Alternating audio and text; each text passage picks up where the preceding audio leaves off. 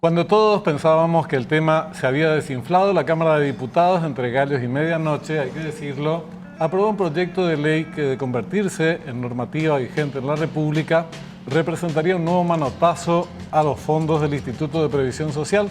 El tema que causa honda preocupación entre 1.500.000 asegurados al instituto será tratado próximamente en Cámara de Senadores. Este proyecto peligroso impactará en el presupuesto de salud de la previsional y pondrá en riesgo también los fondos jubilatorios. Pero no todo es tan oscuro como aparece en el horizonte. Hay voces que claman rechazar este intento de rapidez. ¿Qué tal? ¿Cómo están? Tengan ustedes pero muy buenas noches. Bienvenidos a esta nueva emisión de Fuego Cruzado. ¿Qué tal, Richard? ¿Cómo estás? Muy bien, muy bien. Muy bien, saludo a la audiencia en esta noche de domingo. Pensé que este tema no lo íbamos a hablar más, por lo menos hasta el año que viene. Pero bueno, formamos parte aquí del club de ingenuos. Sí, de giles, como giles, diría medio pavotones. Sí. Un poco pavotes. Basta. Sí. Bueno, para hablar del tema que nos ocupaba en la inauguración del programa, está con nosotros el doctor Pedro Halley, exdirector de prestaciones de servicio del IPS, un avesado hombre en materia de jubilaciones, del manejo interno del IPS, abogado y también candidato, también nos va a contar un poquitito al próximo Congreso. ¿Cómo te va, don Pedro? Buenas noches, gracias por estar con nosotros. Muy buenas noches, Richard, Benjamín, un gusto, a las órdenes. Estamos un poco enojados con nosotros mismos porque le hicimos un seguimiento bastante riguroso en los últimos meses al tema del IPS. Este proyecto, que tiene media sanción de diputados, ya tiene sus antecedentes en otro proyecto frustrado, abortado en su momento para felicidad de los asegurados del IPS, y este, sin embargo, nos madrugó. Por eso nuestro enojo con nosotros mismos. Nos contábamos con la picardía, que en realidad no es picardía, la deliberada mala intención de los diputados de aprobar un proyecto tan cuestionado por tan vastos sectores, tan nocivo para los fines del Instituto de Previsión Social, y lo hicieron de la manera que lo hicieron, sin anuncios previos, sin nada. ¿Cuál es tu lectura? Para arrancar, digo, por la decisión de Cámara de Diputados. No sé si formás parte del club de ingenuos que creía que eso no iba a ocurrir, o estabas más atento que nosotros.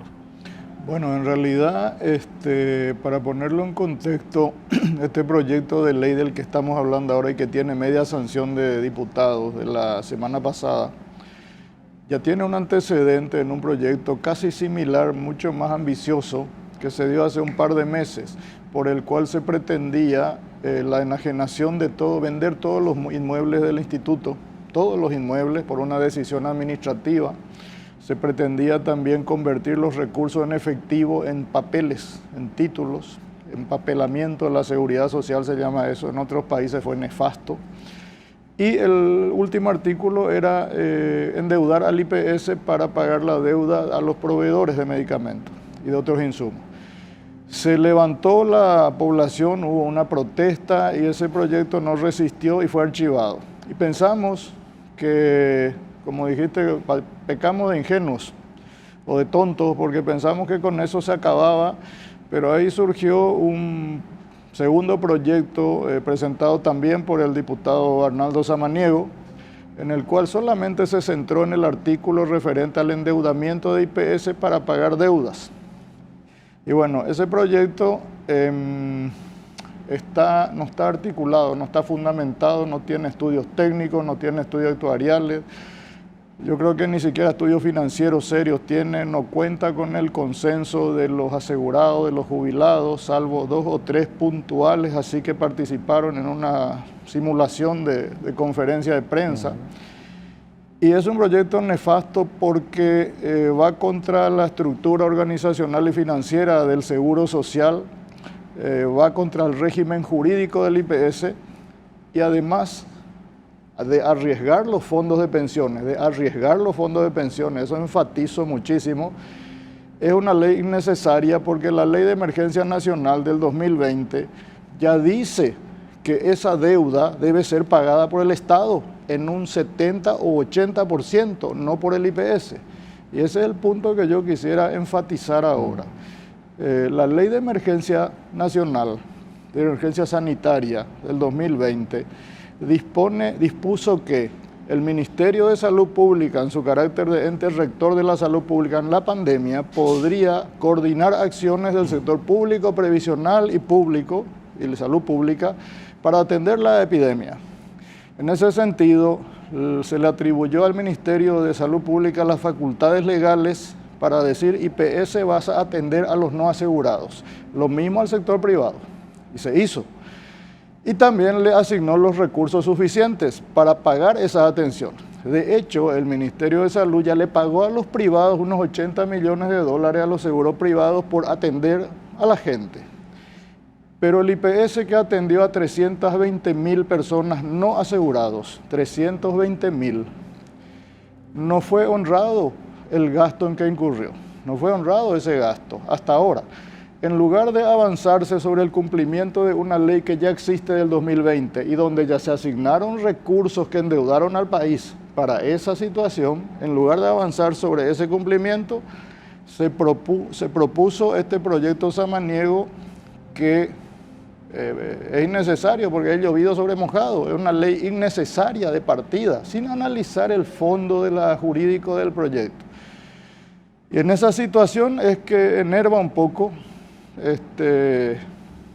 como parafraseando a alguien, nos durmieron, no contábamos con la astucia de esa gente, dicho irónicamente, bueno, y sacaron un proyecto que logró media sanción en un proceso legislativo irregular, porque se trató en una sesión extraordinaria. Y las sesiones extraordinarias tienen cierta rigurosidad, cierto protocolo que cumplir.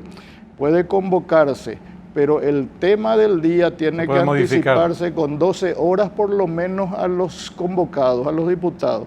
Y aquí creo que fue media hora antes. O sea, todo fue secretismo, tipo comando, y se trató y se aprobó.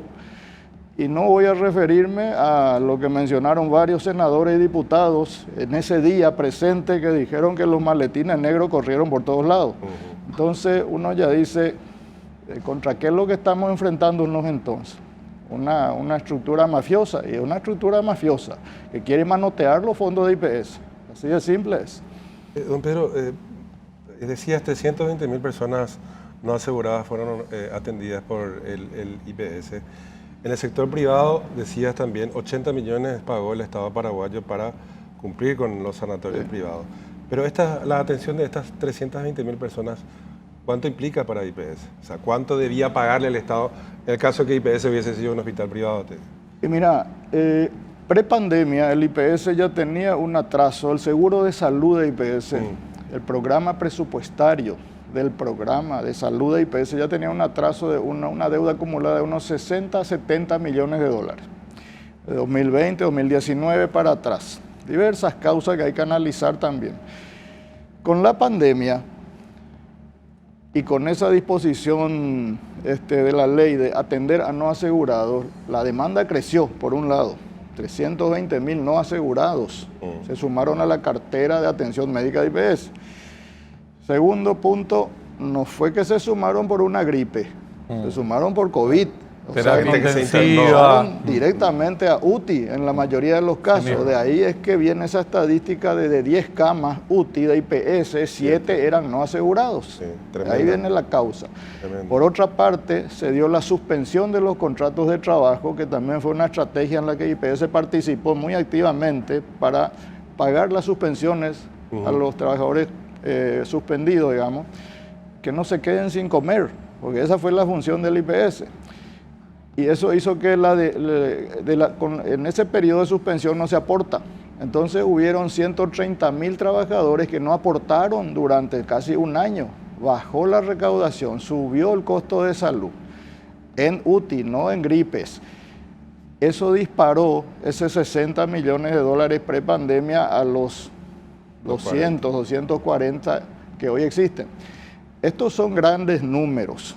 En esa ley de emergencia sanitaria dice muy claramente también en sus decretos reglamentarios que el Ministerio del IPS harán la conciliación de cuentas y la rendición de cuentas con intervención de la Contraloría.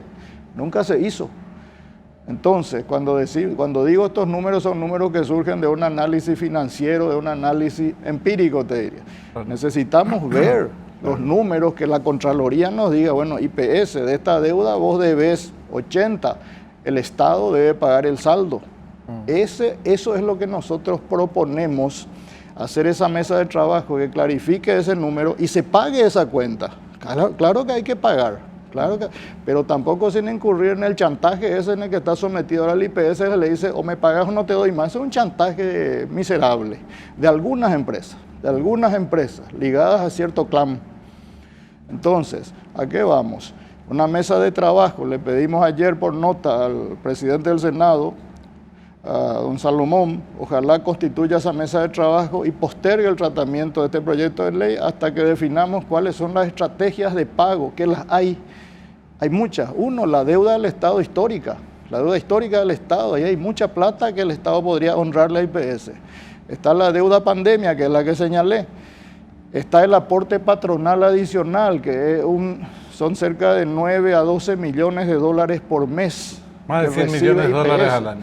Al año, prácticamente en 15, 20 meses se paga toda esta deuda atrasada, si es que se utiliza durante un periodo de tiempo de 24 meses ese aporte patronal adicional, que no implica crear nuevos aportes, porque ya existe, pues. Claro. Sino redireccionar hacia esta circunstancia urgente, digamos, y perentoria, y se cumpla con los proveedores. Pero nadie piensa en esas cosas, no se pensó en eso porque requiere tiempo. Y acá los tiempos que están predominando en este tema son los tiempos políticos. Antes del 18 de diciembre, cierto movimiento político del Partido Colorado, y mi partido, tiene que manotear plata de cualquier lado. Ese es el fondo de la cuestión. Ahora, Pedro, ya hace varias semanas, meses inclusive, cuando empezó la discusión sobre la deuda que había que pagar y compañía, y se anunció el primer proyecto de esa manera, ya se empezó a hablar de estas alternativas de pago. Sí. No con esta precisión de la ley de emergencia, que para mí fue novedoso, y no sé por qué no tendría que haber sido novedoso. Tendríamos que haber interpretado rápidamente que el IPS formaba parte de las generales de la ley. Correcto. Y que tenía que haberse beneficiado inmediatamente con el pago de esa cuestión. Pero nunca escucharon, nunca les interesó, nunca tomaron nota de esas alternativas, insistieron en este único camino del endeudamiento. Y antes de buscar las explicaciones de por qué, aparte de la celeridad que necesitan rápidamente contar con dinero para la campaña, en el caso del IPS se supone que tuvo que haberle reclamado al Estado en su momento. Los hospitales privados golpeaban la puerta del ministro todos los días. Y también acá está la cuenta, paganos, no nos estás pagando, estás atrasado. El IPS llegó a presentar pedidos de pago al Ministerio de Salud. ¿En qué fecha? ¿Por qué montos? ¿Tenés alguna idea al respecto? Mira, yo entiendo esa disposición legal de la Ley de Emergencia Sanitaria que habla de esa conciliación. Luego fue reglamentada por dos decretos del Poder Ejecutivo, donde ya establecen el mecanismo administrativo de cuantificación y de pago. Eso ya está establecido. Por decirlo sencillamente, no es necesario que uno vaya a pedirle al otro, ya está establecido y debió operar automáticamente. Claro, pero vos tenés que mandarle, mira, este mes atendimos a 7.000 personas no aseguradas y esta es la cuenta. Mira, yo entiendo ¿Se habrá hecho eso? Yo entiendo que se habrá hecho en cumplimiento del decreto. Entonces habría que investigar un poco. No tengo información precisa sobre ese pedido, pero si está en el decreto se habrá hecho. Si no de oficio, a pedido de parte, se habrá hecho. ¿Por qué no se avanzó en esa línea y se prefirió avanzar por una línea de la perentoriedad, del chantaje político empresarial? Eso ya es una cuestión que la gente tiene que analizar y todos ya sabemos por qué. Don Pedro, ¿cómo es la estructura del IPS? Porque mucha gente no entiende el concepto del presupuesto de salud, los fondos jubilatorios, IPS como entidad financiera. Te pregunto esto porque la trampita de la sesión de diputados el otro día donde se aprueba endeudar al IPS señala que se incluye taxativamente no tocar los fondos jubilatorios. Pero no es tanto así, y es precisamente los fondos jubilatorios los que están en riesgo, para que la gente entienda. Ok. Cuando les dicen, en realidad se va a sacar esta plata del presupuesto de salud, que es un presupuesto fijo de enero a diciembre y que se renueva cada año, y que tengo entendido que para el próximo año son 650 millones de dólares, según el aumento del 4% en el presupuesto aprobado en diputados. Estamos hablando de mucha plata. Si podés contarnos un poco a la audiencia para que entiendas. Sí, es muy importante contextualizar un poco la organización financiera jurídica Exacto, del IPS para correcto. entender cómo viene este tema. El IPS, que sabemos data de 1950, se origina fundamentalmente como un programita jubilatorio para el sector dependiente. Ya existía pues la caja fiscal de los funcionarios públicos. Y en 1943-1950 el general Higinio Morín, etcétera, crea el IPS como un régimen jubilatorio para el sector privado, el trabajador dependiente. Y dice, vamos a agregarle también un seguro de salud, ya que estamos. Y surge un pequeño seguro de salud como un aditamento al programa jubilatorio 1950.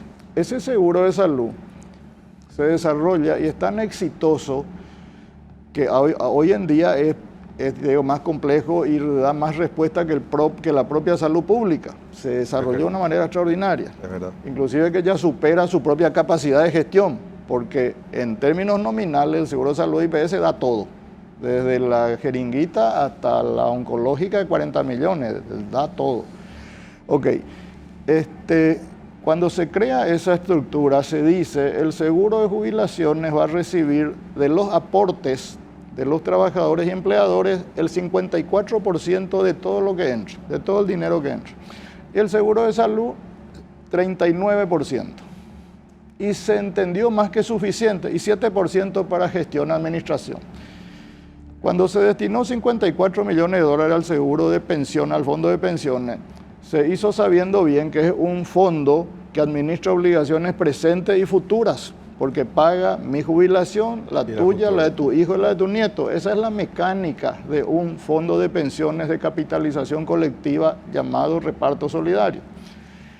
Y el seguro de salud no es un fondo, es un presupuesto anual, porque la atención es ya, por eso se llama beneficio de corto plazo, prestaciones de corto plazo, es ya.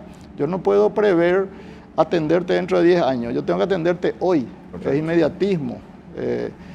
Y bueno, y se le asigna 39%, con eso bastaba para las expectativas. 1950, lo mejor de 200.000 asegurados, de una medicina bastante simple, por decirlo así, donde lo más sofisticado en términos de farmacológico a lo mejor era la penicilina, donde el aparato más sofisticado era un rayo X. Pero hoy, ¿qué tenés hoy? Tenés el mismo presupuesto, la misma asignación de aporte, 39%, pero tenés 1,5 millones asegurados, demandantes y críticos. Tenés una aparatología médica de la gran 7, valga la palabreja. Medicamentos muy caros. Carísima, de mantenimiento carísimo. Y tenés una farmacología, un vademecum, le dicen los que saben, de cerca de 500 ítems, entre los cuales hay drogas que te salen, si no tenés IPS, socorro, tenés que vender la casa, el auto, todo lo que tenés. Bueno, esa estructura financiera 1950 hay que analizar para ver si da abasto con la demanda que hoy existe en ese contexto de encarecimiento de la medicina. A eso agregarle que hay situaciones biodemográficas que se fueron dando desde entonces a hoy. ¿A qué me refiero? Los jubilados salen a los 60 años. En 1950-60 la expectativa de vida de un jubilado era 5 años. Vivía hasta los 65, con suerte. Realmente cuando se creó IPS la expectativa de vida era 58 años de edad. Y la jubilación era a los 60. Picardía del legislador. Claro. Aportás mucho y cobras Nunca poco. ibas a cobrar. Okay. Pero esa expectativa de vida se fue extendiendo. Hoy está cerca de los 80 años. Entonces, ¿a qué me refiero? Que la medicina más cara de todas, la geriátrica, también creció de una manera exponencial. ¿Por qué? Porque cada vez somos más los jubilados y cada vez vivimos más y requerimos más atención médica, el famoso envejecimiento poblacional, que es un fenómeno global, que va a impactar sobre toda la economía. Entonces, ese 39% ya quedó corto. Agregarle a eso la corrupción, la mala gestión, la ineficiencia, agregarle los candados al laboratorio de producción de IPS para que no active, y muchas otras coyunturas pequeñas se fueron dando. En ese escenario, donde el agente financiero es el fondo de jubilaciones, porque en la ley de IPS el fondo de jubilación es el que puede invertir, es el que tiene entidad jurídica, capacidad de derecho para comprar propiedades, para invertir dinero, para construir hoteles, para hacer negocios, porque tiene que rentabilizar el aporte de tal manera a cubrir tus obligaciones hasta que te mueras. Y cuando te mueras, de tu viuda. Okay. Pero el programa de salud no tiene reservas. Se ejecuta de enero a diciembre, y si hay alguna deudita flotante, es creo que hasta el 10% del presupuesto, y por 1 o 2 meses tiene que cerrar por disposiciones de la administración financiera. Creo que en febrero o marzo ya cierra. No se puede endeudar por 20 años, como propone este proyecto de ley. Ahí hay un absurdo estructural de partida. Entonces, cuando el proyecto de ley dice el IPS se endeudará, lógicamente, y se pagará con fondos del presupuesto de salud, otra vez remata, lógicamente el que se va a endeudar IPS no es el programa presupuestario de 1 año de ejecución. Es el agente financiero que tiene capacidad jurídica para endeudarse. Si esta ley sale, ¿qué va a ocurrir de hecho? De hecho, que el IPS con la ley se va a ir a un banco, BNF, un pool de banco o la banca internacional, y le va a llevar la ley y le va a decir: quiero fondear este fondo fiduciario con 240 millones de dólares para cumplir con la ley y pagarle a los amigos proveedores. Y el banco le va a decir: ok, te doy, vamos a fondear. Primero le va a dar su propia plata, porque esa plata que está en el sistema bancario es de IPS, sí. No es luego mayormente, digamos, de IPS. Segundo, ¿qué banco pico contra la firma del buenazo de Bataglia se va a ir a darte 242 millones de dólares? ¿Y la garantía? ¿Y quién da garantías en la estructura financiera del IPS? Se puede garantizar una operación de ese monto sobre una ficción, un presupuesto de aquí a 20 años que no sabemos si va a existir. Nadie te da una garantía contra algo ficticio. Garantías reales. ¿Y cuáles son esas garantías reales? El dinero que está en el fondo de jubilaciones, los CDA, los títulos de valor, el efectivo. Esa va a ser la garantía. Y ahí, en ese momento, se perfecciona la inconstitucionalidad, prevista en el artículo 95, que dice que los fondos de pensiones no pueden utilizarse, y en el contexto general, ni arriesgarse en nada que no sea pagar jubilación. Clarísimo. Esa es la figura. Clarísimo. Ahora, toda la explicación que nos da de cómo se fue histórica, se fueron integrando los presupuestos, cómo se distribuyó y cómo fue cambiando con el tiempo, que explica el endeudamiento del IPS, lo explica hasta la pandemia. Sí. 60, 70 millones, el Fondo de Salud tenía más gastos. Claro, tenía que responder a exigencias mayores y cosas por el estilo. Pero de la pandemia en adelante, el Estado cumple un papel activo en el endeudamiento o sobreendeudamiento del IPS. Y ahora le pide al IPS, el Estado es el gobierno, ¿verdad? No existe la abstracción. El administrador del momento del gobierno, que le adeuda, algunos dicen 350, otros 450, el propio IPS manejaba esa suma, según nos decía el otro día uno de sus directivos. El que le sobreendeudó en el periodo de la pandemia no le paga la deuda como sí le paga a los privados y le dice: endeudate de vuelta para pagar vos directamente a los proveedores. Esa es la síntesis. Esa es la síntesis brillante, esa es la síntesis simple de lo que se está planteando. Y bueno, bien lo dijiste, yo soy hombre de derecho, conozco las leyes. A lo mejor no conozco mucho de los entretelones políticos, cómo se maneja estas cosas, pero aquí hay cosas demasiado oscuras. Cuando vos puenteas la ley, puenteas la Constitución para manotear fondos, algo está muy mal y huele a podrido en tu país. Una breve, don Pedro, para despedirle y agradeciéndote mucho tu tiempo. Conversaciones distintas que tuvimos desde la prensa, de los medios, con algunos senadores señalaban precisamente que entienden más o menos el punto que estás exponiendo, pero a no descuidarnos que igual puede haber algún tipo de movida que haga aprobar también en el Senado. Por de pronto no hay, y por lo menos esa es la apertura que vieron ustedes con algunos senadores en el lobby que hasta ahora, por cierto, no les reciben, pero hay como que ciertas condiciones como para que se rechace este proyecto.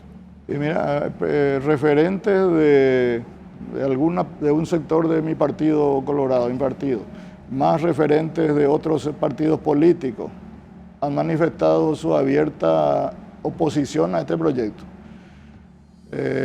Pero yo como ciudadano no confío ni en mi sombra.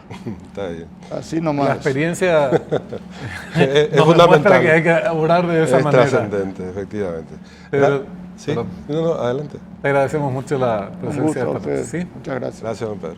Decíamos hacer... ¿sí? nosotros, y creo que esto hay que enfatizar con mucha fuerza, ahora es necesario impedir que este proyecto se apruebe en el Senado.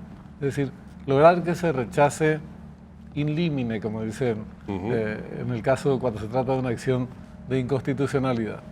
Pero está la otra discusión, porque después habrá un tercer intento, un cuarto, un quinto, distintas naturalezas, la experiencia lo atestigua.